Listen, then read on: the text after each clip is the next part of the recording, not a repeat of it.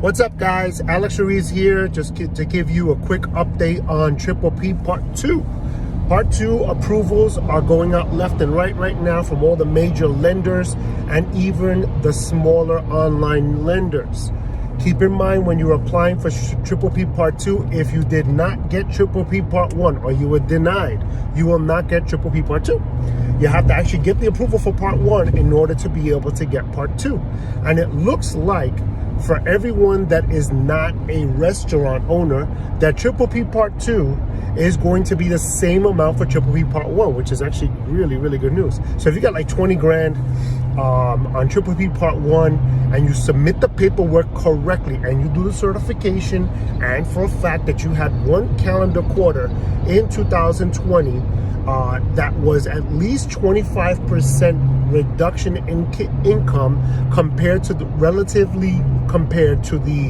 2019 quarter, then you will qualify for Triple P Part 2. There are a couple of exclusions where if you had a certain type of business, if you had a gambling business, whatever, you didn't get either one. If you're an insurance agency, not an agent, but an actual agency where you're like a broker, you don't normally get Triple P Part 2. And that's also subject to interpretation, because we did submit one application for one client with one lender. It was denied, but then got approved with another lender, who knows. So it's all relative and it's all subject to approval by the actual bank. Keeping in mind that the bank itself is not the one that is the bank itself is actually the one sending you the money, even though it's an SBA approval that's coming in. So the bank has to approve it, the SBA has to approve it, and for the most part, there are a lot of second draw approvals going through. So just keep that in mind. The other thing is that they're asking for proof of income in 2019.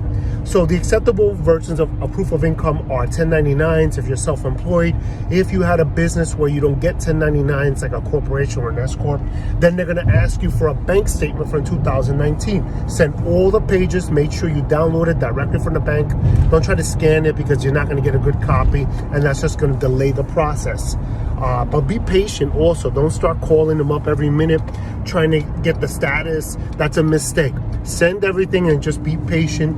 And once you get the approval, immediately when you get the email approval, activate the account or approve it, sign the note electronically. A lot of these companies are using DocuSign to be able to get the signatures on them. Understand that even though it is going to be a grant, it starts out as a loan. And once you apply for forgiveness, which is going to happen sometime this quarter, you should be able to get a full approval and keep the money without having to pay any taxes on it and without having to repay it. All right? Hope that helps. Any comments, like and subscribe on the bottom. Any questions that you have, feel free to send us an email. Also, our email is alexruizrvp@gmail.com, or you can call our office, 718-848-8600. Again, this is just information. You do not have to apply with us.